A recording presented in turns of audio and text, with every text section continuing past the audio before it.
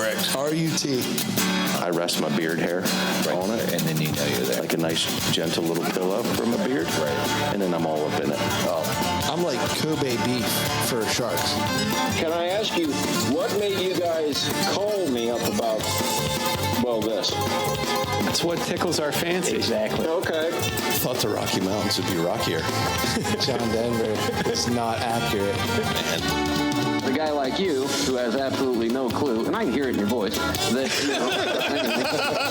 I mean, you're a blank canvas. I mean, I can just start with you like from scratch. You're going to tell me, a grown man, you're telling me what lure to use and how to fish? You guys didn't snap your whopper plopper off either of them. Sorry, I blew up over that. And we are back. This is Rutten River Pursuits Podcast, and this is the Sonic Campfire. We are reality outdoor radio, where we encourage you to get outdoors by connecting you with people, skills, and products that you can trust. You can trust them.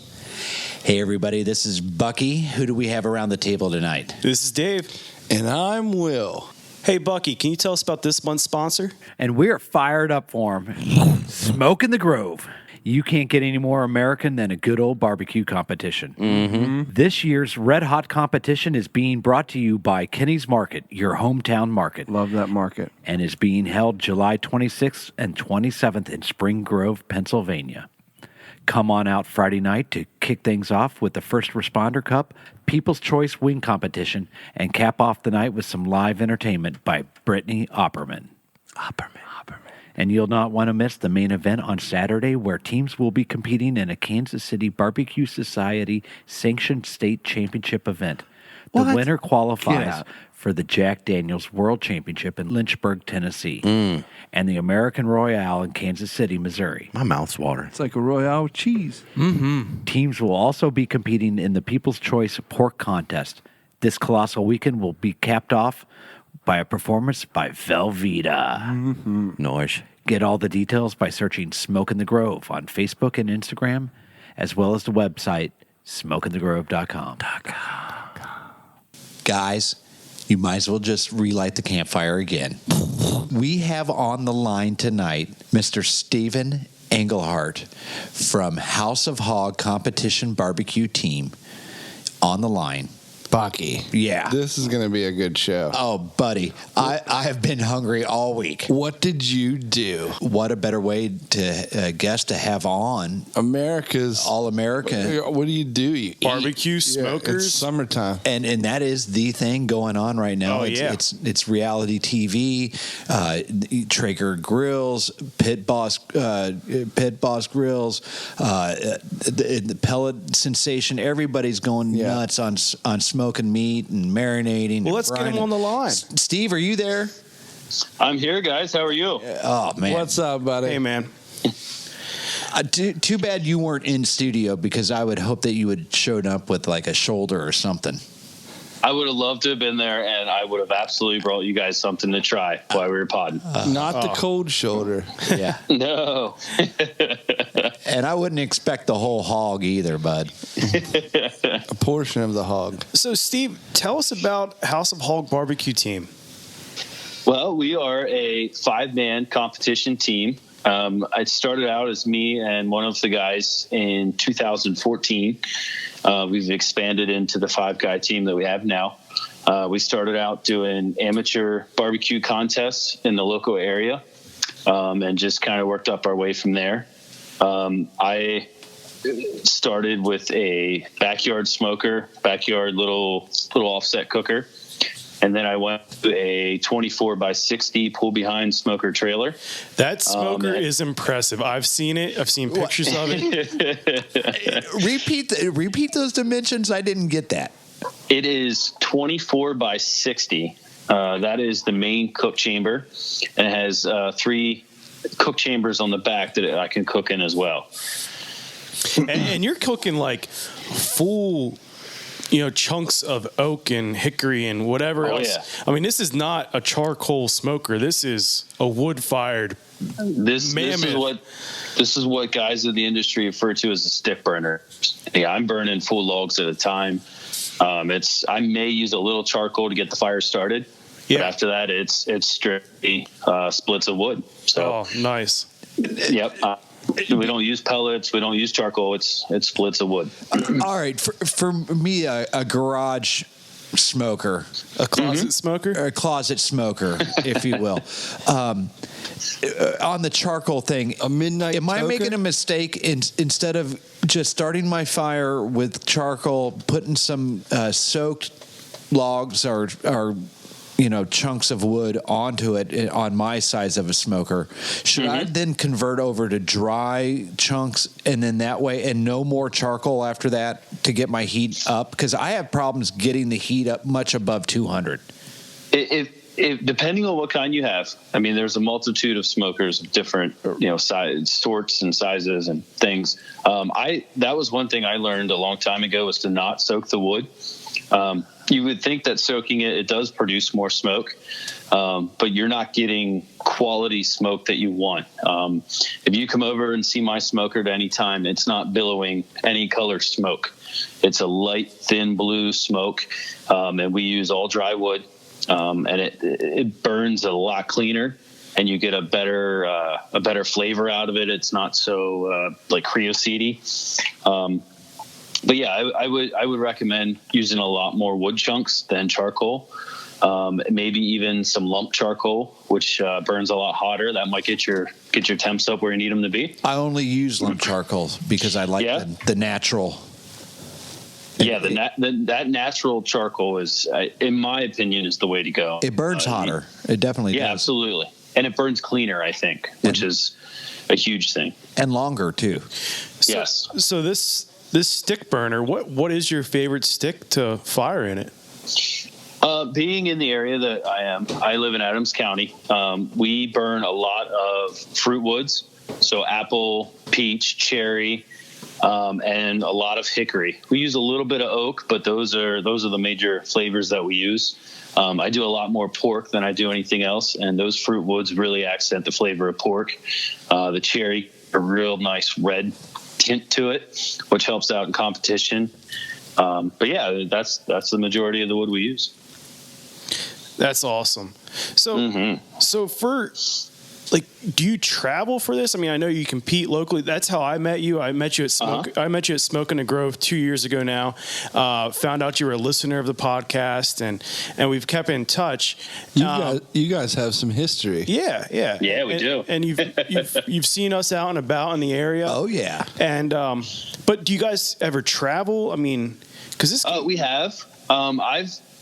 Competition. We've traveled as far as Delaware. I did an amateur competition in Delaware, and I've traveled to right south of Cleveland to do a catering gig for a family friend. So those are about as far as I've gone. I did pick up the smoker in Tuscaloosa, Alabama. So, I mean, I know it definitely travels well. And the hope is that we can start getting a lot more competitions in. Our team is very young, and all of us have young children. So it becomes a little tough to schedule things, but I think in the next couple of years, things are going to open up, and you'll see us a lot more competitions. How many competitions are you doing a year? This year, we only signed up for 2. Okay. And we did the Gettysburg one back on Memorial Day. And then we have Smoke in the Grove coming up in 2 weeks. So I think a more important question to ask is, how often is that smoker rolling? And I'm going to need... How many practice cooks are you doing? Yeah, and then I'm going to need an address. Exactly. Yeah. My smoker, we don't run it as much as we used to. When I first got it, up until about a year ago, I was running it just about every weekend. We do a little bit of catering on the side for friends and family, just to help offset some of our competition costs. But the majority of it's practice cooks and cooking for friends, experimenting with different flavors, different rubs, different techniques. So yeah, I mean, it's a good majority of the time, if you roll by my house, the smoker's out and it's definitely on. So yeah, I mean, this is not a cheap hobby as far as what your consumables are. I mean, absolutely not. A good brisket can be $200 easily. Really? Yeah, a good competition brisket, and we can talk about the differences in competition and non-competition, but if you get into a competition brisket, you're looking at least $200 a brisket. And if you're going to cook a big competition like Smoking the Grove, where there's, some big name teams, some of the best on the East Coast and the country, you're going to want to cook at least 2 briskets. So you're getting, the best pieces of meat you can possibly get. It's not a cheap hobby at all. But on the other hand, it is a lot of fun. And if you have great friends, which I do, they don't mind chipping in when you're practice cooking. So that's always good. There you go. Is that something that, as far as the competition brisket, is that something that you would work with your local butcher, or you got an Amish farmer that hooks you up? Or the competition briskets we normally order in. We usually use Wagyu beef. Omaha steaks. Okay, I was going to ask. Yeah. Yeah, we get Omaha steaks to stop by and drop off our briskets for $9.95. No, all of our competition briskets come from Mr. Brisket in Cleveland, Ohio. There's a multitude of online places that you can order them from. And it's, yes, you could probably do pretty decent with a prime brisket that you could get at Sam's Club or Nell's or whatever. But a lot of the top teams are winning with Wagyu brisket, and it's superior marbling, superior taste, and it's just that little bit of edge that'll put you above the rest of the competition. You mean there's an entire industry within this industry to supply just a certain cut of meat? Absolutely. That blows my mind. That's a lot of brisket. Yeah. It's wild. Yeah. Well, and that brisket's going to cook completely different. That Wagyu is going to cook completely different than that Sam's Club one. I've never had the Wagyu. So you need to practice, because that's going to be, your temperatures and your end result's going to happen differently. Yes. The Wagyu is marbled. There's so much marbling in there. The marbling is the fat veins that run through the meat. And it does cook a lot different. You want to render a lot of that fat out. And it takes a little bit longer and a little more care. Whereas if you were to cook, just a run-of-the-mill brisket like that, you're most likely going to dry it out or overcook it, and it's not going to be as good. Hey, so, we talked about the brisket, but when you're competing, there's a couple categories for the basic competition, and what are those? Yes. There's chicken, there's pork ribs, there's brisket, and then there's pork butt or pork shoulder. And when you say chicken, you can kind of pick how, your cut of chicken, how does that work? Yes, anything that you cook other than brisket, and I believe pork shoulder, has to be bone in. So ribs or chicken. Chicken, you can do chicken, Cornish hen, different cuts of chicken. But the majority of competitors use chicken thighs or chicken legs. And I prefer chicken thighs because they're a little fattier, a little more forgiving, and they stay juicy. Where chicken breast or other white pieces of chicken will dry out a lot faster, and you definitely don't want to turn in dry chicken. The ribs, we use St. Louis style ribs. You can use baby back ribs, but the St. Louis ones are a little straighter, a little easier to get in the box. But yeah, there is a little bit of variance in the competition world, but if you start following teams and seeing what they're using, a lot of those guys are sticking to thighs and St. Louis ribs. Now, take us into Smoking the Grove. What are you starting? Is your team starting to prepare now, and kind of take us, and not giving away any secrets, but kind of what's the timeline coming into one of these things and during a competition? Well, leading up to it, actually this spring we went to another class that was cooking on some different cookers and some different techniques than we normally use. So we went there, we learned that, and that was in April. So we came back, we tried a lot of those techniques, and we put them up against the ones that we currently used, and did some trial and error to see what we want. And since then, I would say at least twice a month, we're cooking something, trying to hone in that perfect cook. We actually use timelines. Any competition or any kind of that you have, you got to know what you're doing at each and every second.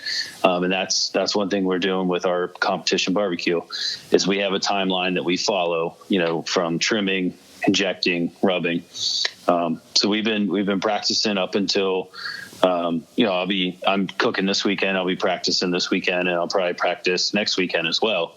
But then once we get there, we have to have all of our meats inspected. And when they're inspected, after that, you can start trimming, injecting, and doing anything you want to them. And then most of our bigger meats will go on probably about 11 o'clock Friday night for a turn in Saturday afternoon. Wow. So, and I just want to bring up, too, that I'm very interested in those timelines because I need to know exactly when to show up.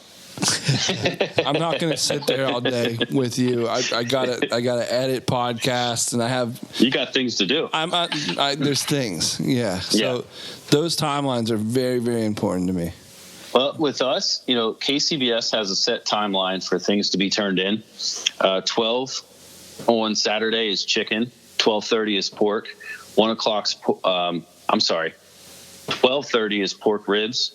1 o'clock is pork shoulder, and 1:30 is brisket. So anytime, usually between 11 and 1:45, if you go into a competition barbecue tent or setup, it's mayhem. That's when everything's getting crazy. Before that, everyone's relatively calm, Friday night especially. But those are the times that we have to turn in our food. And if we have a 10-minute window, 5 minutes either way. And if you miss it, you missed it, you're done. So you're completely disqualified from that meat. So if you have a messed up cook, you can still compete in the other three. Whatever you enter, you compete in, right? Absolutely, yeah. You can honestly enter a competition and only cook the meats that you want to. But for a chance at the overall grand champion and reserve grand champion, you have to cook all 4 meats. Okay. You mentioned about your meat being inspected when you get there. What are they looking for? All they're looking for is the meat was not injected or marinated anything prior to the competition. Because you could simply marinate chicken breasts or chicken thighs for a week in advance, and that flavor is going to soak completely through that chicken. They don't want anything like that. They want everyone to show up on Friday with a fair playing field. You are allowed to do some trimming. But, some guys do, some guys don't. I prefer to trim on site. That way I know what I have. They're making sure that the meat is raw in its rawest form. It's not been tampered with. There's been no flavors or salts or brines or anything added to it to affect the flavor. Steve, do you guys use any vacuum sealing or in the process to speed up that because of that time constraint? We do not. We do brine our chicken. And we'll trim it up usually Friday morning, and then it'll go in a salt and sugar brine until it's put on the grill Saturday morning. The bigger meats, we actually inject. So we have single needle injectors, and I have a 4-needle injector that we pump those meats so full of injection, they're just spewing out injection. That's the quickest and easiest way we found to get flavor in. Wow. Now, Steve, do they have a requirement for you guys at the competition? Does everybody have to use the same type of wood when they're smoking, or is it kind of carte blanche for you guys? It's really up to the competitor. There are rules on what smokers. You're not allowed to use propane smokers or propane grills. They actually let pellets in a few years ago. But most guys are using charcoal and wood or some combination of that. There are guys using pellet smokers, which is kind of a wood burner. But other than that, it's all up to the cook. Some cooks will swear that their meat tastes different over peach or apple as opposed to hickory or oak. But it's up to whoever's cooking. In competition, there's so little difference between first and second or even first and fifth that it's every little aspect of your cook is what matters. Mm-hmm. We got so excited to jump right into this conversation. I think we forgot to ask you, how did you even get started in all this? Like, where did this all begin? Well, I've always loved to grill, and that was something I did with my father and my grandfather as a kid. And then I talked about the offset smoker that I had earlier, and that was a 25-year-old smoker that my father-in-law had, and he bought when he moved up from Texas. Being from Texas, he's big into barbecue, loves it all, everything about it. So he gave me this project, and I sandblasted it down, repainted it, redid the wood handles, the whole deal. And then I also talked about the class in Georgia. I won a trip down to Myron Mixon's cooking class in Georgia. Really? His publishing company had a contest to take a picture of you with your favorite barbecue. I took a picture I had some chicken on and some ribs, and my buddies and I were at that time home brewing. We were trying some new home brews out, and I sent the picture in, thought nothing of it. A couple weeks later, I got a call that we had won. So my father-in-law and I traveled to Georgia and had a 3-day tell-all class with Myron Mixon at his house in Unadilla, Georgia. Yeah, it was a lot of fun. I've never taken so many notes in all my life. In the years of college I went to, doesn't even come close. Did you mic them up? No. That was a thing. We actually had to sign a waiver that we were not allowed to take pictures or, any kind of audio or video recording was not allowed. No way. Yeah. So it was pretty intense. So when I got back, I had all this new knowledge of barbecuing and what I wanted to do. And I told my wife, I want to expand on this. I think I'm on to something. So she said, well, let's start looking at bigger cookers if you want to compete. You can't compete on this little backyard unit. She so I started sounds like a keeper. Yeah. It gets a lot better, trust me. She lets you buy all the fish and tackle you want? She used to, until I acquired too many hobbies, and I had to turn it back a little bit. Sounds reasonable. I almost thought you had the total package. So, I started narrowing down these smokers for, price and what I could do with it. And I narrowed it down to this one because I could cook a whole hog on it. Had a lot of capabilities. It was trailer mounted. I could take it pretty much anywhere. So I sent over, it's a Shirley Fabrication smoker, and Paul Shirley in Tuscaloosa, Alabama is the guy that built it. So I sent over my spec sheet and told him I'd be in contact with him, in probably December of that year. This was about July. And that was the last I heard of it. And apparently what happened is after I talked to Paul, my wife contacted Paul and said, hey, Steve's birthday's coming up in November. Is there any way you can have that cooker ready in November? Because I want to come down and get it, surprise it for his 30th birthday. So that's what happened. My 30th birthday, I found out we were going down to Tuscaloosa to pick up this smoker. And, I came back very excited. Like I said, cooking every weekend on it as much as I could. And it just snowballed from there into what I'm into now. So awesome. Yeah, she is a keeper. Yes, she is. I think I got the goosebumps. The funny part is, I think you have to pay more taxes putting that on your property. It sounds huge.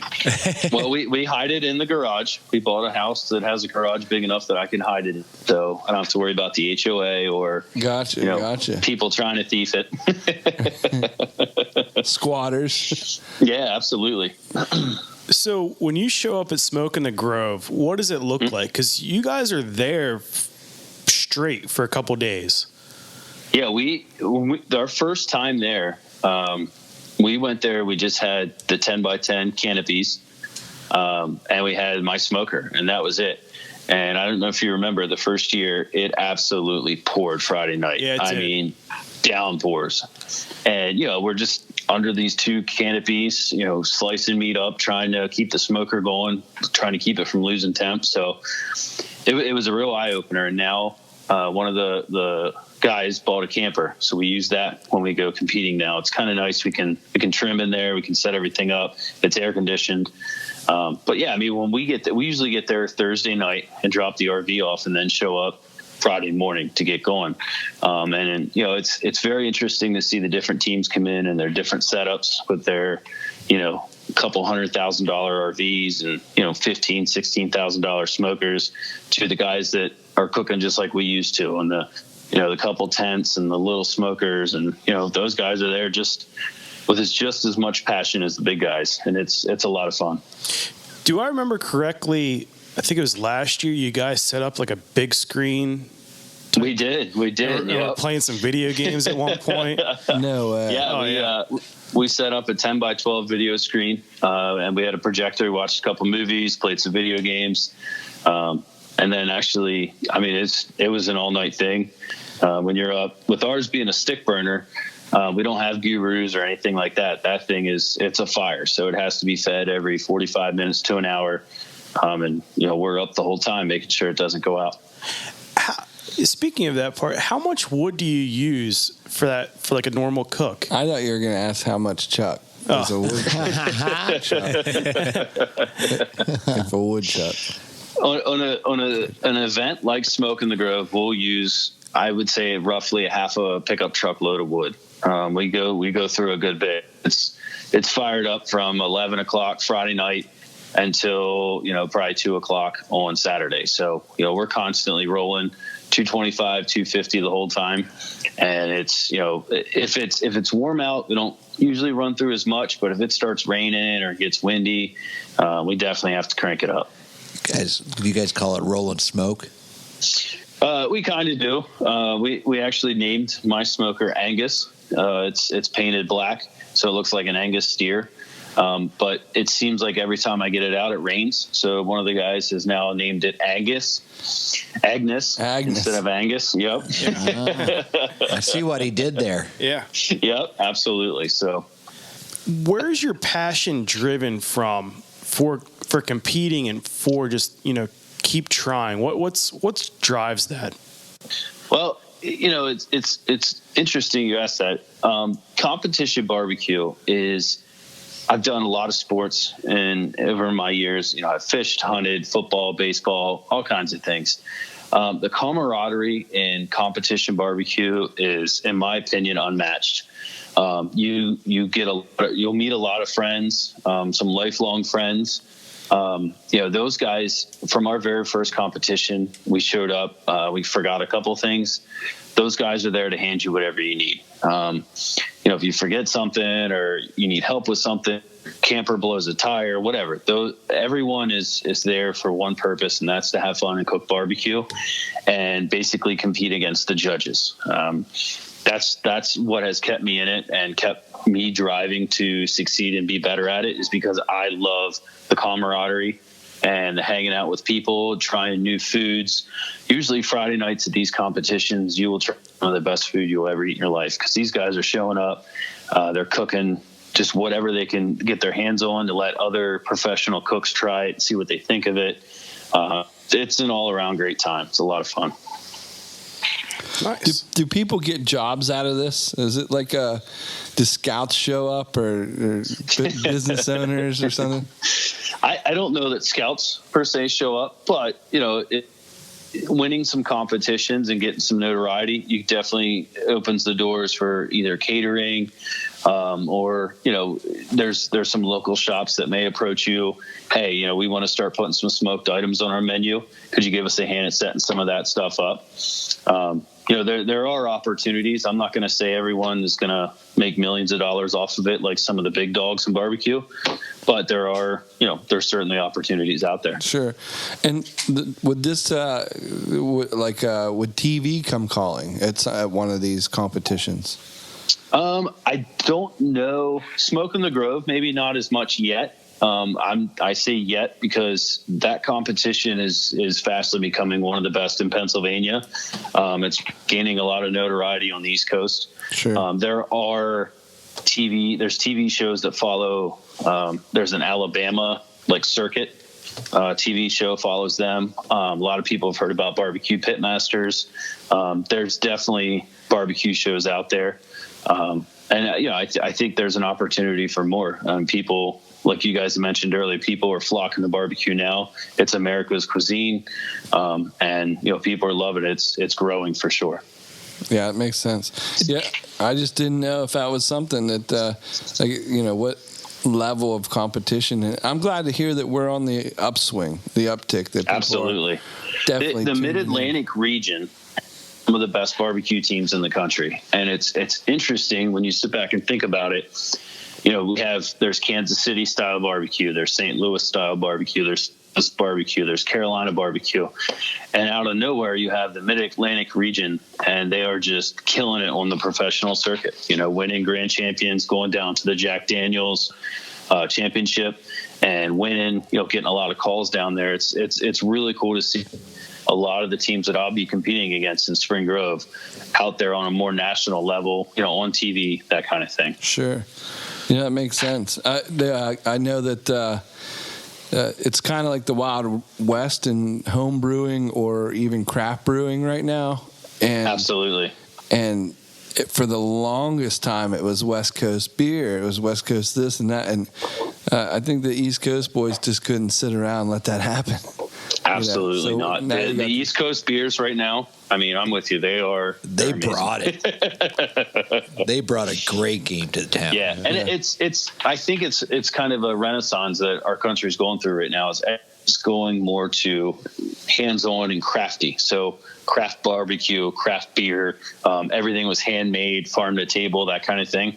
And it's kind of all interweaving. Barbecue and beer have always gone hand in hand. And I think when you get the two together, it's unstoppable. It's America. That's what it is. That's right. Steve, back to what you said about the different regions. Obviously, the different regions have their different sauce flavors. What do you guys typically serve with your barbecue? Is it more of a vinegar base? Is it more of a sweeter base? What do you guys typically serve with?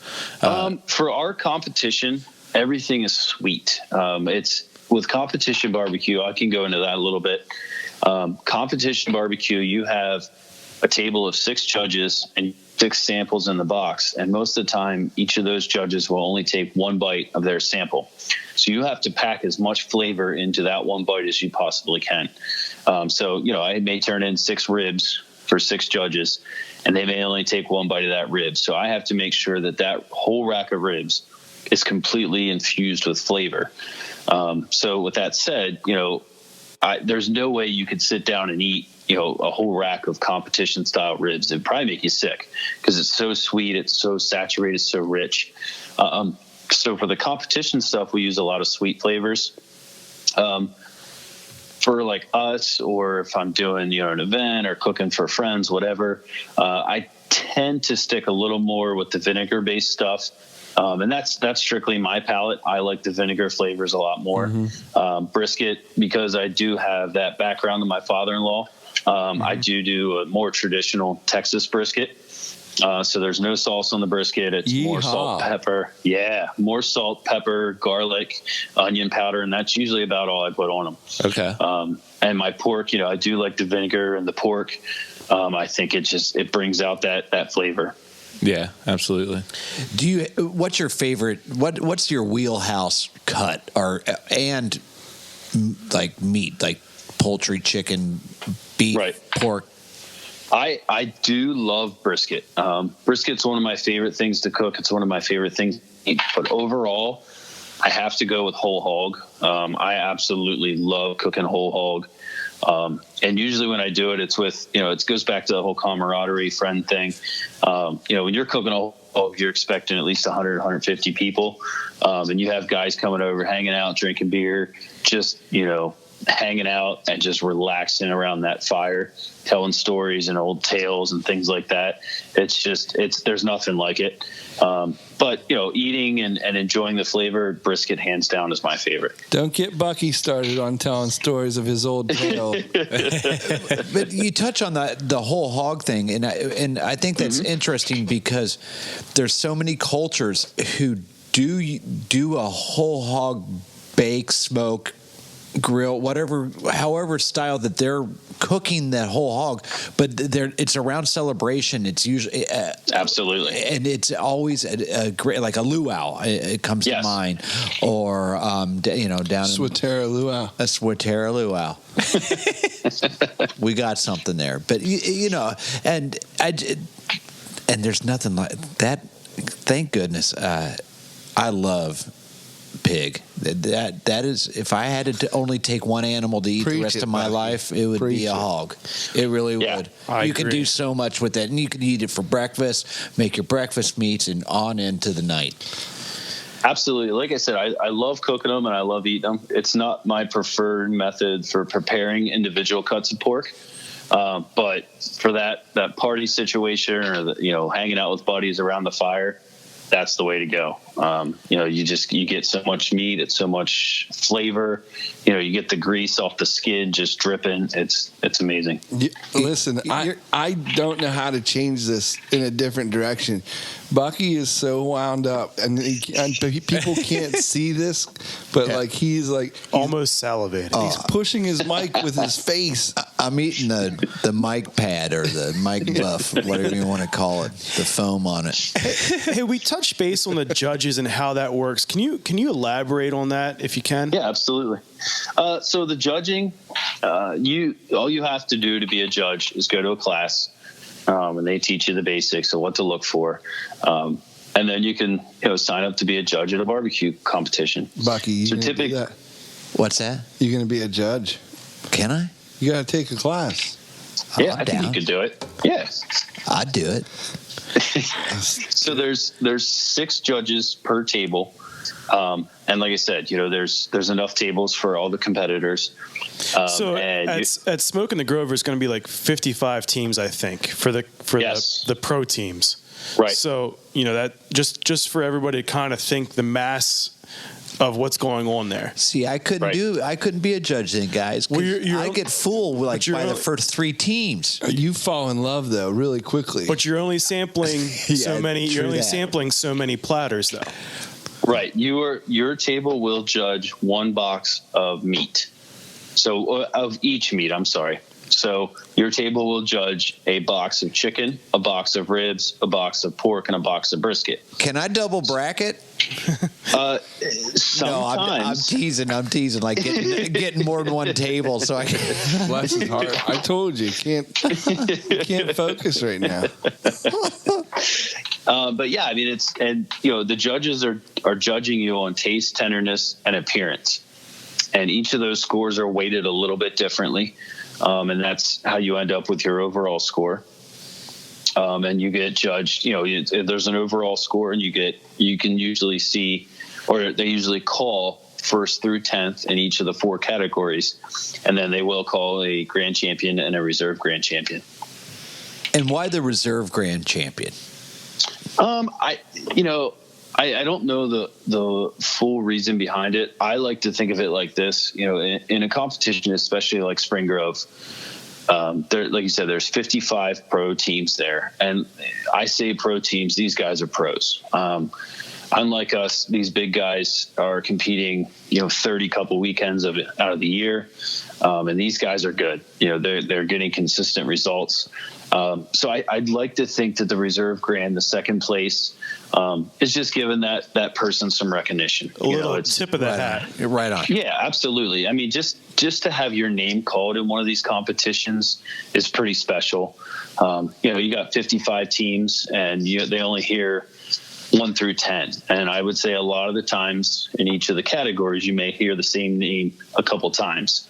We were lucky enough last year in Spring Grove, we got 7th place ribs, which was our highest in a pro competition so far. So that was a pretty big accomplishment for us.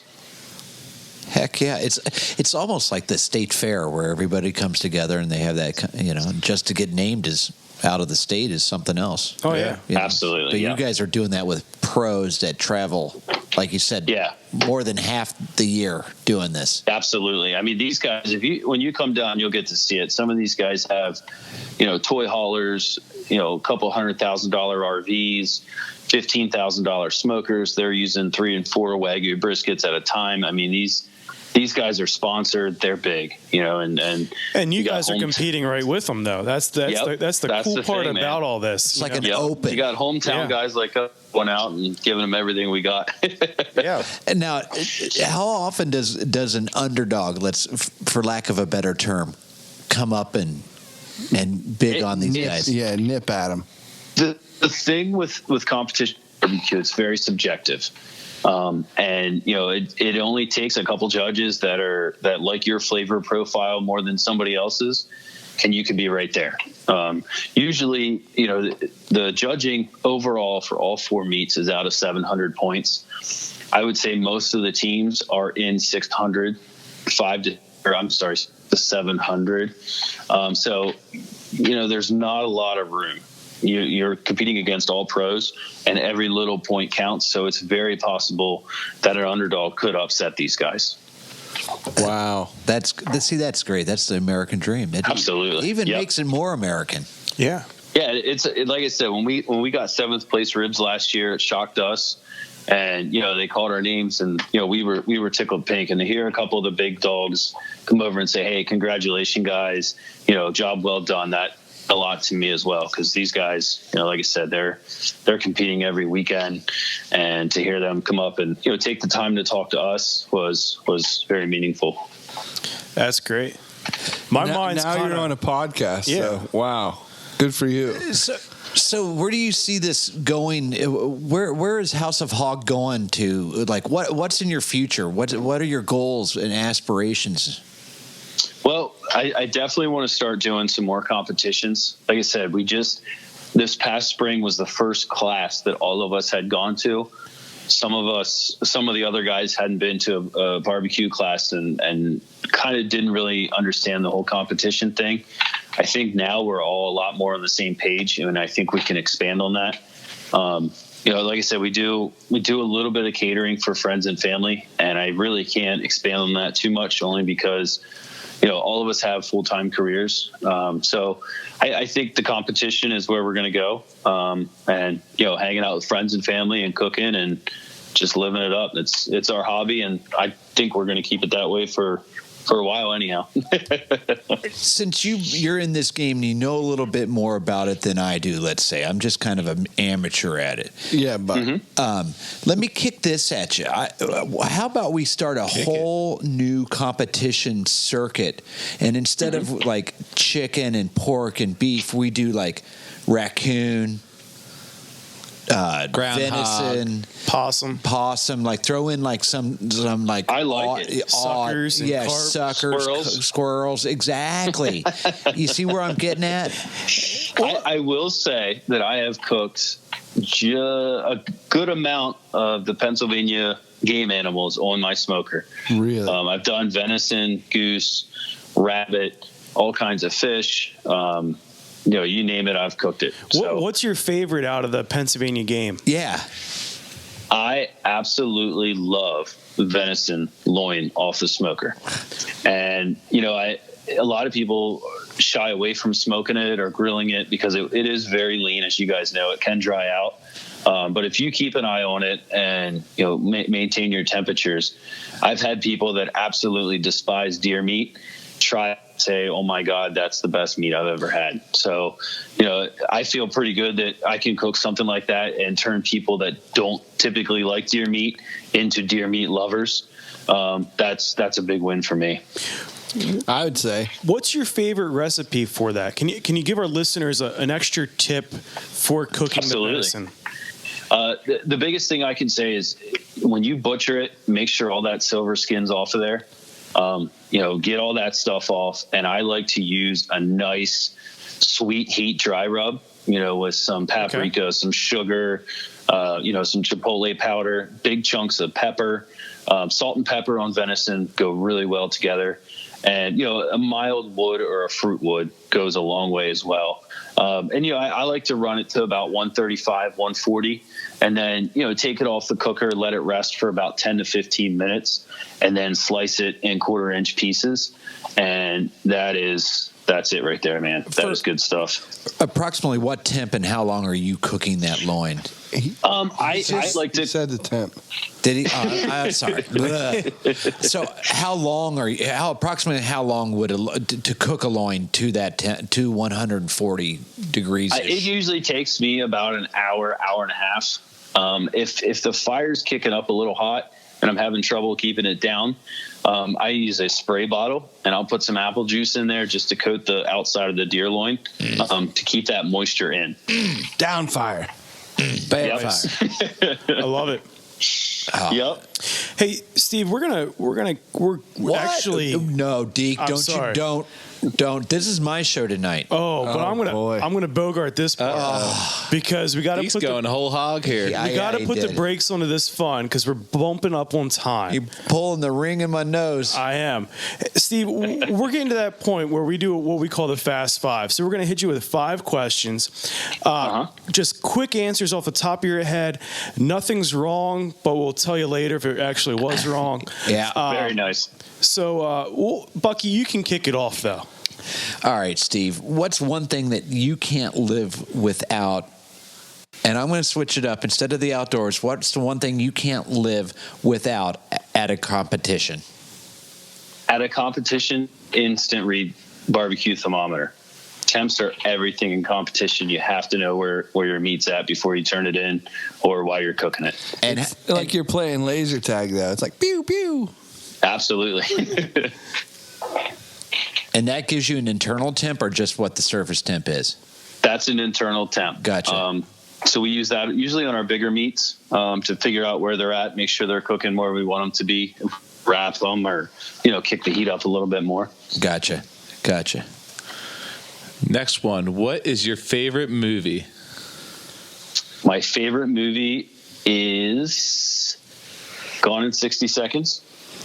Good choice. Nice. That is a good It's one. like the ribs that you make. Absolutely. They're gone. Yeah. What's your favorite snack during a cook or like a competition? Wow. That's a tough one because we eat so much junk food when we do this. I prefer sunflower seeds only because I'm not getting completely full. But we also eat a lot of deer bologna when we do it as well. There you go. I would say between those two, that's probably it. Sunflower seeds and deer bologna. You can live off of that. Yeah. You can. Maybe some Gatorade. Number 4, what's on your bucket list? And it literally could cover barbecue or hunting and outdoors. You're kind of in a just slightly outside of what we normally talk about. So, what's on your bucket list? Up on my bucket list, and I am a hunter and a fisherman, as well as a barbecue guy. I really want to go to Alaska. I would love to go up there, do some hunting, some fishing. Yeah, me too. And explore and just see that part of the country is high on my list of things to do. Very cool. I know a guy that might be checking that one off, or a couple guys. But in the meantime, Steve, what makes you happy? I love this question. It's my favorite one. It is a good question. What makes me happy? I'll circle this one back to barbecue.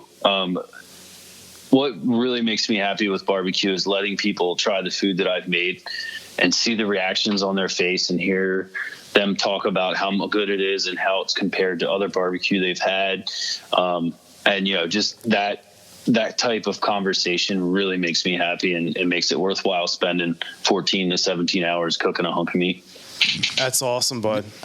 You have such a gloriously big heart, and you're so generous and altruistic. I can't wait for Smoking the Grove, guys. I'm gonna try to make that. I can't. It's not solid for me at this point, but I'm gonna do what I can to get there. Well, if you guys do come out, we'll be easy to find. We'll have the 10x12 video screen up, most likely. Probably blaring John Denver, and you'll probably hear a lot of beers being cracked. There you go. Nice. Don't threaten me with a good time. Now, are we going to be playing some Mario Kart on that big screen, or that is actually something we were discussing today. We are probably going to take the Nintendo 64 and play Mario Kart and GoldenEye. Really? While the meat is cooking. Man. Absolutely. Yeah. Good stuff. Can't go wrong there. yes, sir. We may not win, but we do have a hell of a good time doing it. There you go. It's been a while for me to play that game. So, Steve, before we wrap up, we really appreciate you being on, but can you tell our listeners how to follow you and maybe see how you do in Smoking the Grove? Yeah, they can follow us on House of Hawg, and Hawg is spelled Hawg on Facebook. I have my own personal Instagram account that I post a lot of our barbecue stuff on at Steven Engelhardt. And, come out and check us out at any of the local barbecue competitions, and I'm sure you'll see us out. Awesome. Hey, it's been great. We want you to stay on the line because we're going to send you a 4-pack of the Mad Fish spices. They're from the man himself, the madman of fishing, Charlie Moore. So maybe you can incorporate those into your next cook, man. We really appreciate it. So we'll send those out. And if anybody thanks for having me on, guys. It's been a pleasure, and I'm glad you guys are very interested in smoking the Grove. Awesome, yeah. man. If anybody wants Mad Fish spices, go to Shop Mad Fish. Yes, definitely. But they're made from the best spices on earth. They are. No offense. No offense. Hey, we'll see you, Steve. Yep, take care, guys. So as we close out, Ryan, why don't you tell us about our closing sponsor this month? All right, guys, remember every episode during July is brought to you in part by Moses Family Jerky. Head on over to mfjerky.com. Use coupon code. mfjerky.com. Yeah, do it. Use coupon code JerkyPursuits15 for 15% off all the jerky, snack sticks, and coffee you could slam in that cart. You could purchase everything on the site. Whole website. Eat as much as you pay for. Mm-hmm. Hey, Kyle.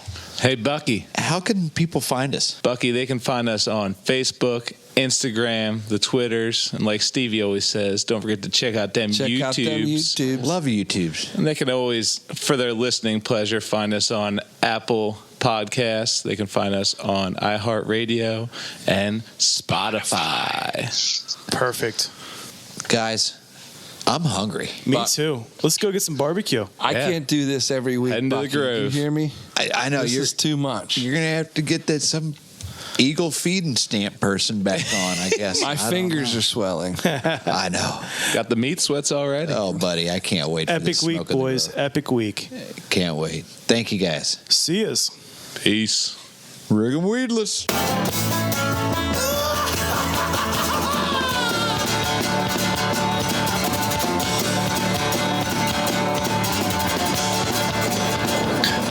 And then most of our bigger meets will go on probably about 11 o'clock Friday night for a turn-in Saturday afternoon.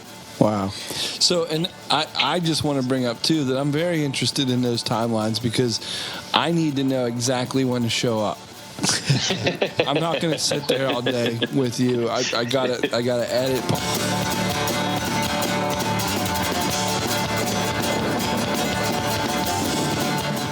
I think I got the goosebumps. The funny part is, like, I think you have to pay more taxes putting that on your property. It sounds huge. Well, we hide it in the garage. We bought a house that has a garage big enough that I can hide it in. So I don't have to worry about the HOA or Gotcha. people trying to thief it. Squatters. Yeah, absolutely.